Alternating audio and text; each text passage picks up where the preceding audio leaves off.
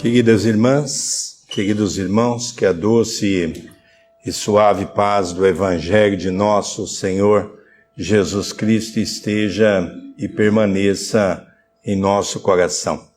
É com grande alegria que mais uma vez estamos nessa casa, os caminheiros, a nossa alegria de reencontrar amigos. Esse ano estamos completando 10 anos que nós estamos vindo a Portugal, com uma tarefa na cidade de Viseu, onde nós temos a pomadinha Chico Xavier, onde esse ano estaremos fazendo a 4ª confecção da pomadinha. E é sempre uma alegria retornar às casas espíritas que são parceiras nossas. E essa é uma casa que desde o começo está conosco na confecção da pomadinha. Hoje nós vamos falar um pouquinho. Zé Manuel, vamos soltar as imagens? Então nós vamos hoje falar um pouquinho do livro Urgência, de Emmanuel, nosso benfeitor espiritual de Francisco Cândido Xavier. Um livro que traz mensagens para que cada um de nós possamos refletir um pouco nos dias que nós estamos vivenciando. Sabemos, temos ouvido muito no movimento espírita, falarmos da transição planetária. Ou seja, é hora de separar o joio do trigo, como disse Jesus há 2000 anos. E nós vamos ver um pouquinho algumas condutas importantes que nós, os espíritas, somos convidados através desse brilhante espírito que foi Emmanuel, nessa parceria com o médium Francisco Cândido Xavier. Emmanuel nos faz relembrar que em favor da paz em ti e em torno de ti, não te esqueças da atitude de urgência. Essa frase é muito importante, porque todos nós estamos vendo hoje o mundo em guerra. É interessante notarmos que a Terra, desde que o povo capelino aqui chegou, há um pouco mais de 4.000 anos, a Terra nunca teve um dia sem guerra. E quando eu vejo uma frase dessa em favor da paz em ti e em torno de ti, porque todos nós queremos a paz. Todos nós achamos um absurdo a guerra, mas fato é que nós precisamos compreender que a maior guerra que nós travamos é com o nosso próprio íntimo, nas lutas de nosso cotidiano, nos problemas que a vida vai todos os dias nos oferecendo. Então Emmanuel diz, primeiro devemos começar a implantar a paz dentro de nós.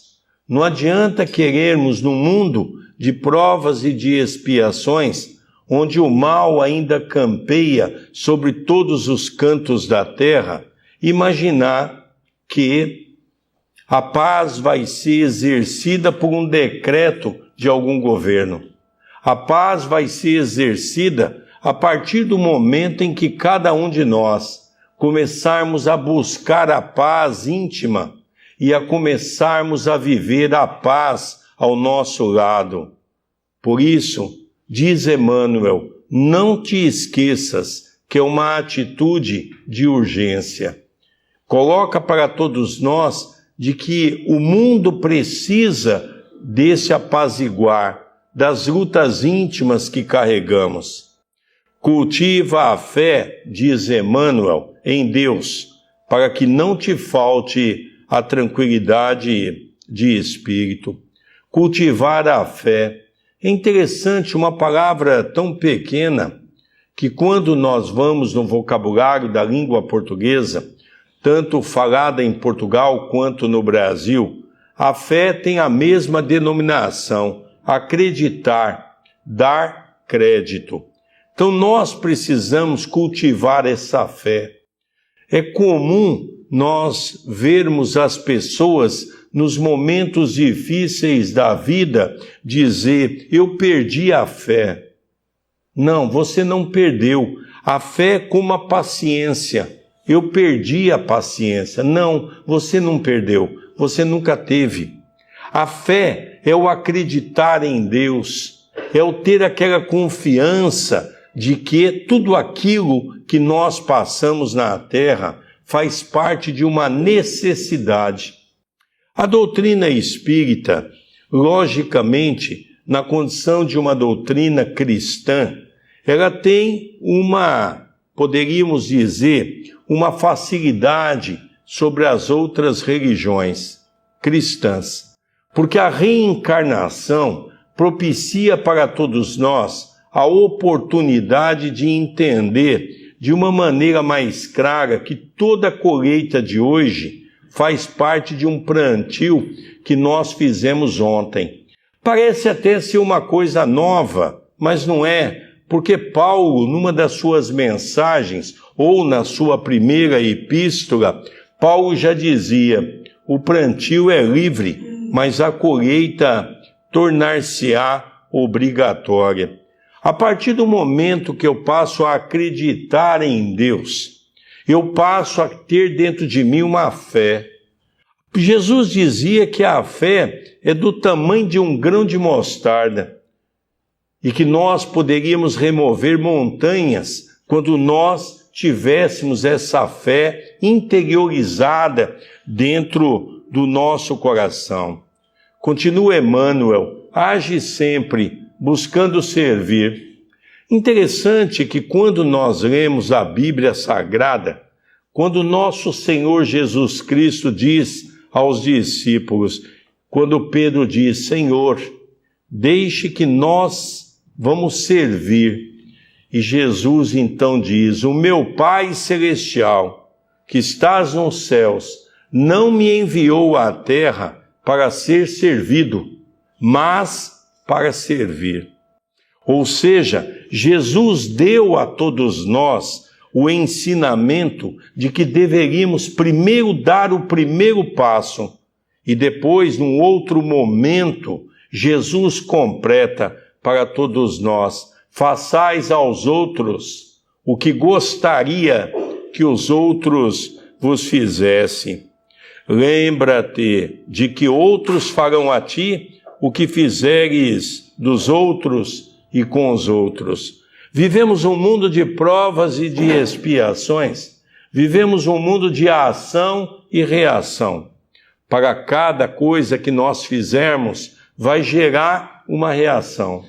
Se fizermos algo bom, teremos algo bom em troca. Se fizermos algo mal, teremos algo mal em troca. É interessante que quando Jesus disse: o que fala a tua boca é o que está cheio o teu coração. Ainda vemos que as nossas palavras é um dos grandes, talvez um dos maiores desafios que nós vamos ter que enfrentar no século XXI. Porque nós, muitas vezes, falamos as coisas, quantas vezes dizemos: não foi o que eu quis dizer. Não é verdade. A boca não fala o que o cérebro não pensa. A boca exprime aquilo que o nosso pensamento é emitido pelo nosso espírito. Portanto, tudo que nós falamos passa por uma condição. Se não temos o equilíbrio, muitas vezes, de pensar, de raciocinar, de tentar analisar aquilo que efetivamente sai da nossa boca, talvez é lembrar dessa mensagem de Jesus, fazer aos outros aquilo que gostaria que os outros vos fizessem. É sempre na primeira pessoa do singular. Eu sou aquele que tenho que dar o primeiro passo. Espalha o bem que puderes, onde puderes e quanto puderes. Fazer o bem ainda é uma grande dificuldade para todos nós, espalhar o bem. Se nós, ao chegarmos no fim de mais um dia, se nós pudéssemos sentar a uma cadeira, refletirmos sobre a vida, nós iríamos chegar à conclusão que se fizesse apenas uma análise do dia de hoje, nós ficaríamos assustados, porque conversamos com várias pessoas, mas na verdade pouco foi produtivo, porque nós ainda falamos do outro, somos negativos, achamos que tudo está mal, não conseguimos enxergar o bem nas coisas difíceis que a vida nos oferece. Não cobres tributos de gratidão. E além disso, quando nós fazemos alguma caridade, queremos que as pessoas se ajoelhem perto de nós, para nos agradecer pelos benefícios. Quantas vezes encontro pessoas que dizem para mim: ah, Sérgio, eu não fui mais no centro, eu não fui mais trabalhar na comida fraterna, porque a gente ajuda tanta gente e as pessoas não reconhecem.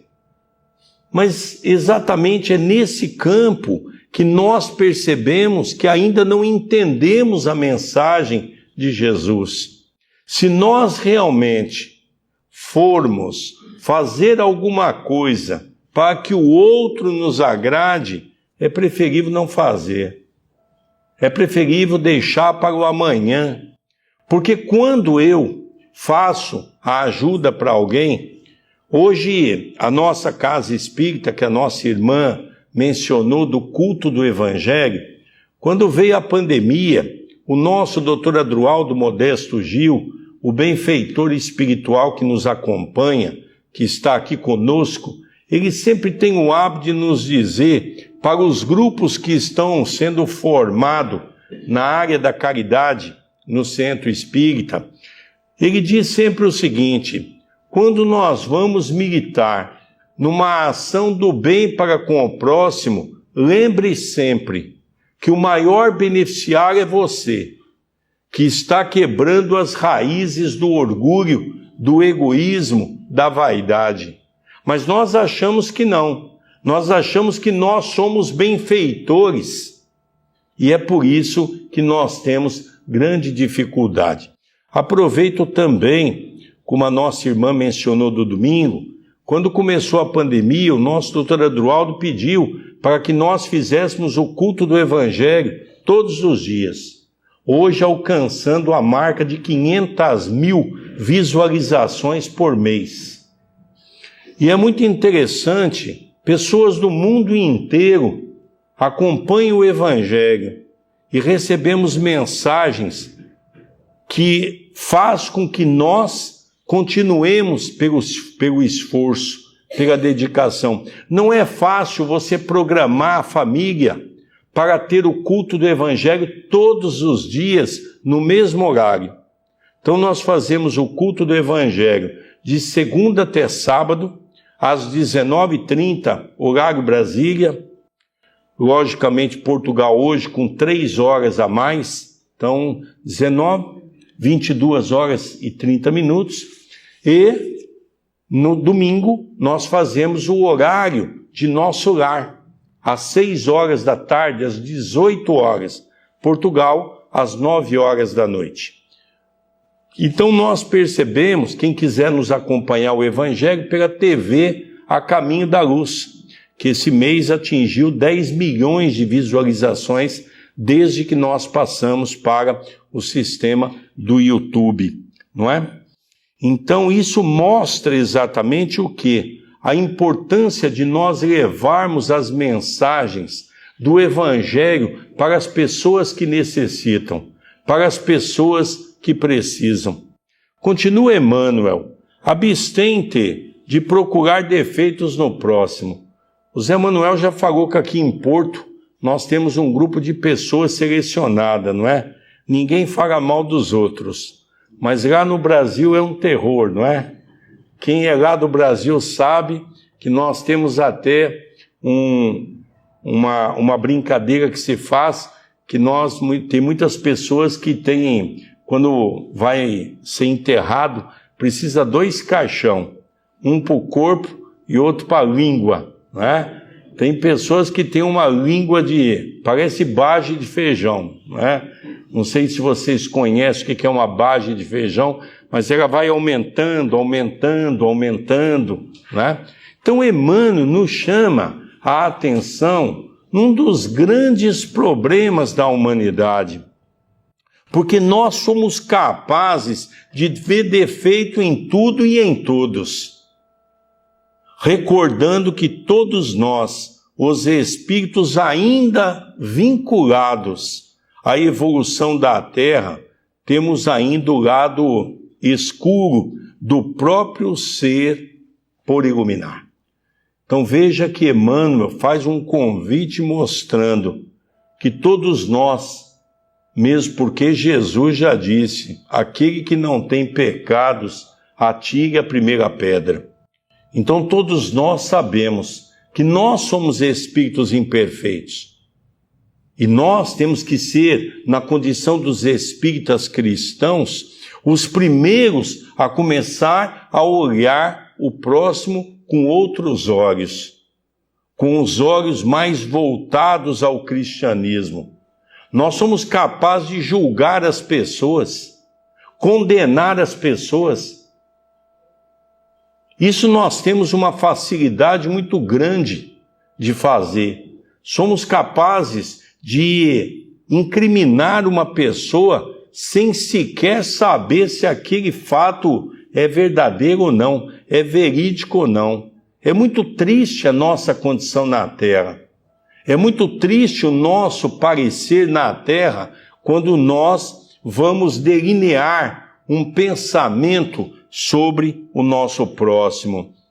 Evita o ressentimento, para que o ódio não se te faça veneno na vida e no coração.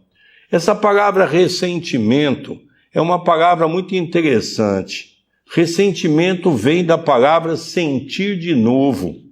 Toda vez que nós passamos uma frustração, toda vez que nós passamos um momento difícil para com alguém, nós guardamos aquilo que se chama mágoa. E essa mágoa vai crescendo dentro de nós. E toda vez que eu conto alguma coisa, que eu conto a história para alguém, eu conto com tanta riqueza de detalhe que eu estou naquele momento ressentindo de novo. Alguns anos atrás, eu já contei essa história, mas hoje ela cabe bem nessa palestra. Alguns anos atrás, nos Estados Unidos da América, começou-se a perceber que havia um grupo de pessoas que do nada, do dia para a noite, apresentavam um cancro, mas um cancro em fase terminal, algo assim assustador. A ciência se intrigou com aquilo porque começavam a verificar que não havia familiares que estavam com esse problema. Um grupo de cientistas na universidade reúne vários profissionais da área médica e começaram a estudar o fenômeno. Primeiro, eles descobriram que todos nós temos o chamado célula cancerígena, ou a célula do cancro, como se diz cá em Portugal. Esse foi o primeiro passo. O segundo passo, percebeu-se que aquele grupo enorme que estava apresentando o cancro era um grupo que as pessoas estavam vindo de um processo de ressentimento. Uma mágoa muito grande estava invadindo aqueles corações. Seja uma separação de um casal de forma violenta, uma traição, seja um problema na empresa, seja um problema social, seja um problema no cunho familiar. Enfim, percebeu-se que naquele momento do ressentimento, da mágoa, eclodia a questão do cancro. Dividiram esse grupo em dois. Dividiram o grupo daqueles que eram negativos e um grupo daqueles que eram positivos, que estavam sempre de bem com a vida apesar do ressentimento. Começaram a trabalhar com os grupos e perceberam que aquele grupo negativo, aquele grupo que acha que tudo está ruim, tudo está mal, as pessoas desencarnavam com pouco tempo. Percebeu-se também que aquele grupo dos positivos, aquele grupo das pessoas com ideias arejadas, viviam mais tempo. Isso nos mostra que cai por terra aquela ideia que muitos espíritas dizem que quando chega o momento de nós colhermos, e Jesus dizia isso, não é? Que a colheita é algo necessário, mas o Espiritismo vem nos relembrar que muitas doenças fazem parte de um processo kármico. É verdade, ou seja, algo que nós trazemos do passado. Mas também há muitas coisas pertinentes ao momento atual dos nossos desequilíbrios. Por isso no Evangelho tem aquela mensagem, causas atuais das aflições. Ou seja, são as causas atuais que nós provocamos. A outra mensagem, causas anteriores às aflições. Então, as nossas aflições podem ser causa atual ou causa anterior, de acordo da nossa condição espiritual. Esquece as ofensas incondicionalmente, na certeza de que as agressões pertencem aos agressores. Eu também sempre menciono, porque acho que vale a pena, Dr. Francisco Cajazeiras. Foi um amigo pessoal, frequentou a minha casa por muitos anos. Ele é de Recife e ele criou o Instituto de Cultura Espírita, desencarnou há uns 2, 3 anos atrás. É um médico da Universidade de Fortaleza. E ele, nesse livro, tem uma frase muito interessante, ele diz, perdoar é inteligente. E eu, durante muitos anos, fiz um estudo sobre essa frase, perdoar é inteligente. Toda vez que eu perdoo, eu sofro menos. E quando eu não perdoo, eu entro nesse processo de ressentimento, aonde eu passo a ter uma vida amarga, uma vida mais difícil, uma vida voltada para mais sofrimento. Por isso é muito importante essa condição. Já que nem sempre será possível viver sem adversários, não ouvide o respeito que lhes é devido. A doutrina espírita vem trazer para nós essa questão do perdão de uma forma diferente. Aqui, para quem já leu a Bíblia Sagrada, quem já estudou capítulo por capítulo, versículo por versículo, vai se lembrar que só há um momento que Jesus pede pressa. Não tem dois, porque Jesus sabia das nossas imperfeições. O momento que ele pede pressa é quando nós tocamos num assunto que estamos tocando agora do perdão. Jesus diz, perdoai os vossos inimigos, enquanto estais a caminho com ele. É uma advertência séria, porque Jesus sabe que depois nós podemos nos arrepender, só que aí muitas vezes é tarde. Tem espíritos procurando pessoas há séculos para pedir perdão, porque a mente está mergulhada em remorso e não consegue. Por isso a importância de nós tentarmos compreender. Irmã Rosária, no Evangelho segundo o Espiritismo, vem trazer para nós uma mensagem que diz, bem eu sei, quando eu vivi na Terra, eu sei o que é a dificuldade para perdoar. Quando eu passava perto dos meus inimigos, eu me arrepiava e eu sentia mal. E ela vai definindo para nós a questão do perdão, e ela diz, aprendi com os meus superiores, que se eu ainda não consigo dar um abraço naquele que me ofendeu, que me magoou, eu pelo menos devo usar a caridade da prece, que é muito importante para ajudar o próximo.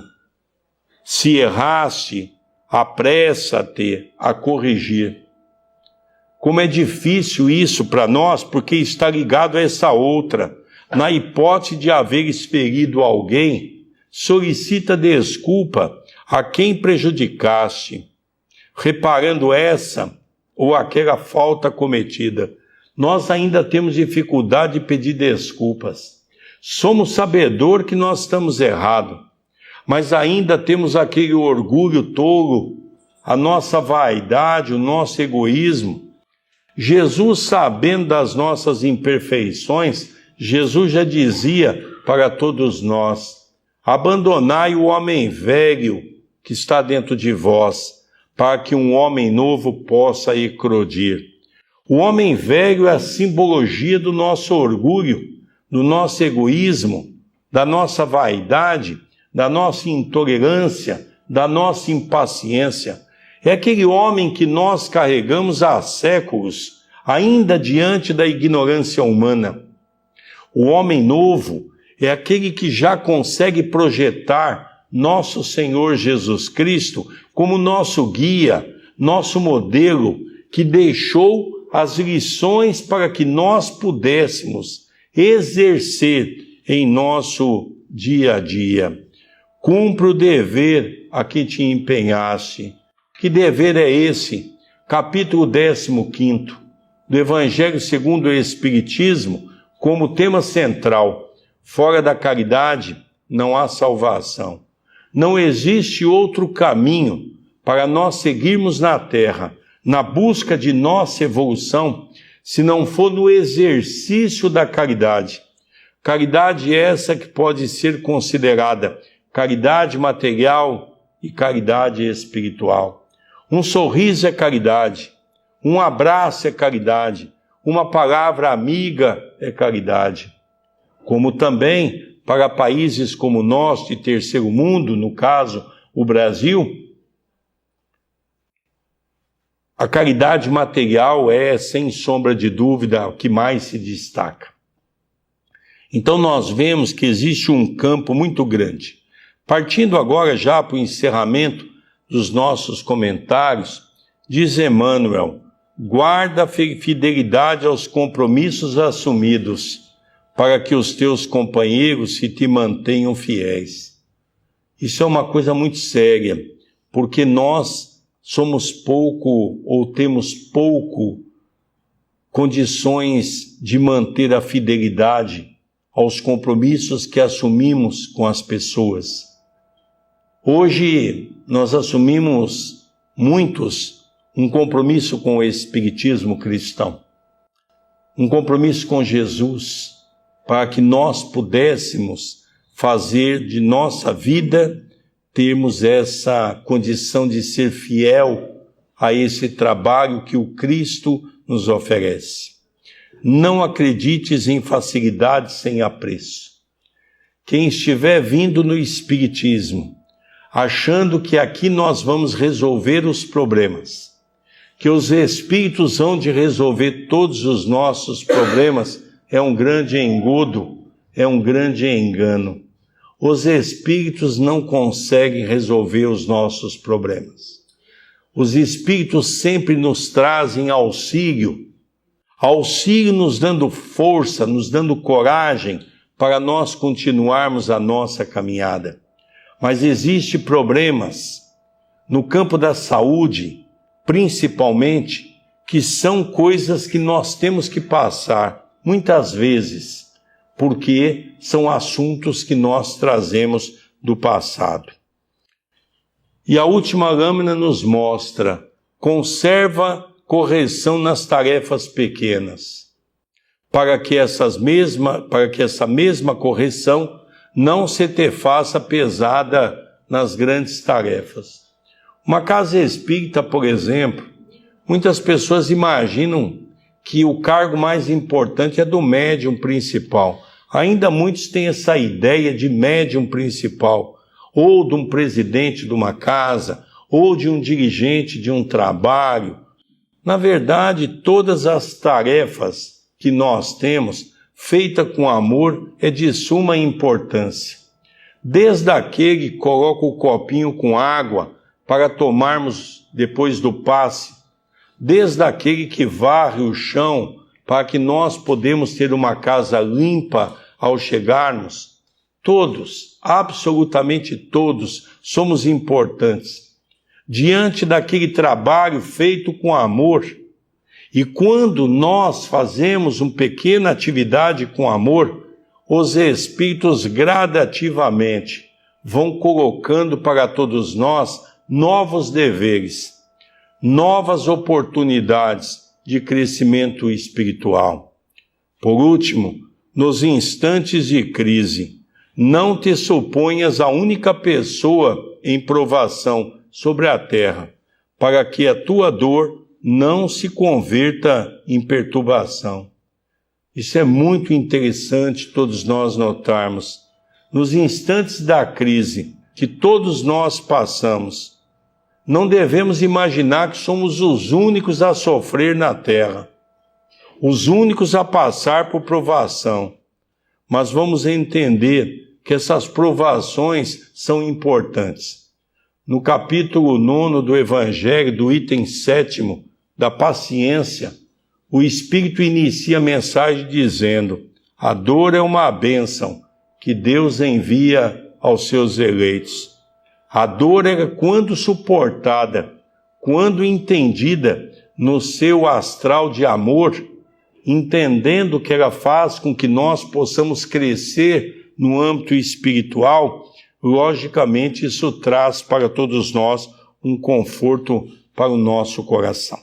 Queridos irmãos, que a doce e suave paz do Evangelho de nosso Senhor Jesus Cristo possa nos envolver nessa noite, nos acompanhando até o nosso lar e permitindo que cada um de nós, na reflexão dessa mensagem, possamos colocá-la em prática em nosso dia a dia, começando em nosso lar e a partir de amanhã, fazendo isso se alastrar nos meios aonde nós frequentamos, sempre levando um sorriso, uma palavra amiga, transformando a nossa postura para que possamos não só mantermos uma paz íntima no coração, mas ao mesmo tempo ajudando outras pessoas a caminhar diante de uma vida melhor.